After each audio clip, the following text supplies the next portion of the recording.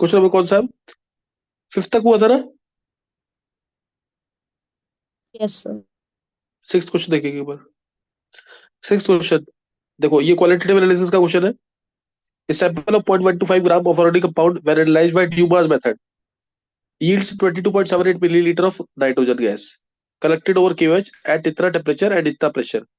The percentage of nitrogen given in the given organic compound is, the vapor pressure of water दे रखा है 14.2, are की value दे रखी है।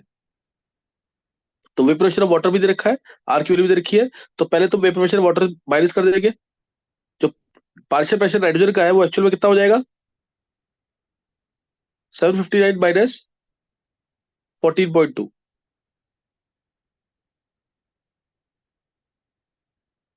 तो ये आ जाएगा कितना?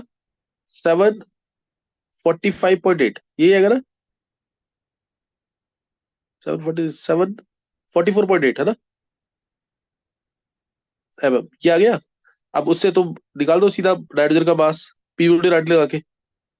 प्रेशर कितना है? 744.8 बाय 760।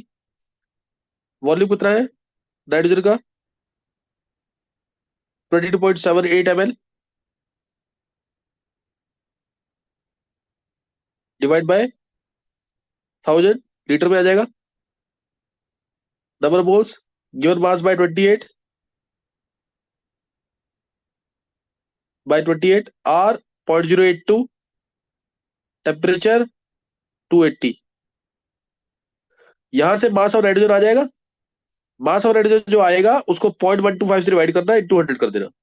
जो मास आएगा बाय 0.125 इंटू 100, मोल कंसेप्ट का क्वेश्चन है, सिंपल ये। तो इससे परसेंटेज आ जाएगी। क्या परसेंटेज आ रही है?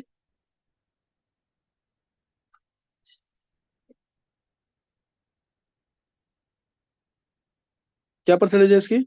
22। 22। सॉल्व कर लेना इसको, 22 आंसर आ जाएगा। नेक्स्ट। एक मिनट, यहाँ गलत लिख दिया मैंने, 22 यहाँ आएगा। फिर नेक्स्ट क्वेश्चन है, और reaction with stronger oxidizing agent like KiO4, सही ना? अ, ये पोटेशियम पर आयोडेट है। Hydrogen peroxide oxidizes with the evolution of O2, the oxidation number of KiO3 changes to, इससे में जाता है KiO3, H2O2 जाता है किसमें?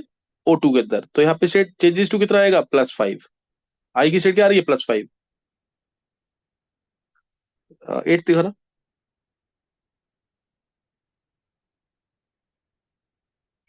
Eight question, for reaction given below, for reaction given below is a graph of natural log K versus 1/T। Natural log K versus 1/T का graph दे रखा है, वर्सेस 1/T का ये ग्राफ दे रखा है। और तुमसे पूछा activation energy for the reaction is, तो एक बार इसको एक्सपैंड करो थोड़ा सा, स्लोप निकलेगा इससे, इसलिए अच्छे से हो जाएगा। Natural log K versus 1/T का ग्राफ दे रखा है। तो अब इसमें स्लोप क्या होता है? स्लोप तुम्हें पता है, y2 minus y1 bye x2 minus x1 से भी निकाल सकते हैं। तो 20 अपॉन में y2 minus y1 bye x2, ये कितना है? 5 है ये स्लोप। ऑप्टिम्यूज यस। एंगल है तो नेगेटिव आएगा ये। इसको लिख देंगे natural log K versus 1/T का ग्राफ बनाते हैं। स्लोप कितना आता है? माइनस EA/R, याद है ना? Minus EA/R। तो माइनस से माइनस कैंसिल हो जाएगा, और यहाँ पे 4 आया। और R की वैल्यू अगर हमें कैलोरी में निकालना है तो 2 लेंगे, तो आंसर आ जाएगा 8। 4 × 2 8 कैलोरी पर मोल। क्लियर है क्या? नाइन्थ क्वेश्चन, डिस्कस करो ninth. Among the following number of curves not in accordance with Friedrich adsorption isotherm, Friedrich adsorption isotherm में रिलेशन होती है x by m into kp raise to 1/n। Log लिया दोनों side, तो log x by m is equal to log k plus 1/n log p। तो log x by m versus log p का curve अगर है तो straight line आएगा, slope 1/n और log के वाई इंटरसेप्ट। तो इसका अगर तुम देखो स्ट्रेट लाइन और वाई इंटरसेप्ट आए तो log ये है तो सही, लेकिन log p नहीं है। ये रहा log x by m, log p है यहाँ पे, स्लोप इसका 1/n है, और वाई इंटरसेप्ट है इसका log k। ये है log k, तो ये करेक्ट है। ये करेक्ट ग्राफ है। इसने बोला है नॉट इन अकॉर्डेंस, तो यानी 3 आएगा आंसर। ये तीनों नहीं है ग्राफ, तो 3 आ जाएगा। 10th क्वेश्चन, अब the following the number of state variable या स्टेट फंक्शन एक ही बात होता है, ये एक ही बात होता है लगभग। और इंटरनल एनर्जी स्टेट फंक्शन है, वॉल्यूम स्टेट फंक्शन है, हीट पाथ फंक्शन या प्रोसेस फंक्शन है, एंथैल्पी स्टेट फंक्शन है। तो 3 आ जाएगा इसका आंसर, 3 आएगा आंसर। और ये इसके लिए ना ज्यादातर याद ही रखना, तो पाथ फंक्शन ज्यादातर हम जब भी बोलेगा तो क्यू और डब्ल्यू तुम्हें याद होगा, delta E Q plus W होता है ना। क्यू और डब्ल्यू दोनों पाथ फंक्शन है, लेकिन दोनों का सम क्या है, स्टेट फंक्शन, क्योंकि वो इंटरनल एनर्जी चेंज के इक्वल है। और एक हीट कैपेसिटी, ये 3 ही देता है पाथ फंक्शन में, क्यू डब्ल्यू और हीट कैपेसिटी। तो क्यू और डब्ल्यू अगर आ गया कभी भी तो वो हमेशा पाथ फंक्शन होगा। तो यहाँ पे क्यू आ गया, ये रहा, हीट आ गया ना, ये पाथ फंक्शन है। क्या समझ आ गया कि नहीं? तो ये 3 याद रख लेना पाथ फंक्शन के लिए। तो पेपर करवा दिया है, इसको दोबारा कर लेना खुद।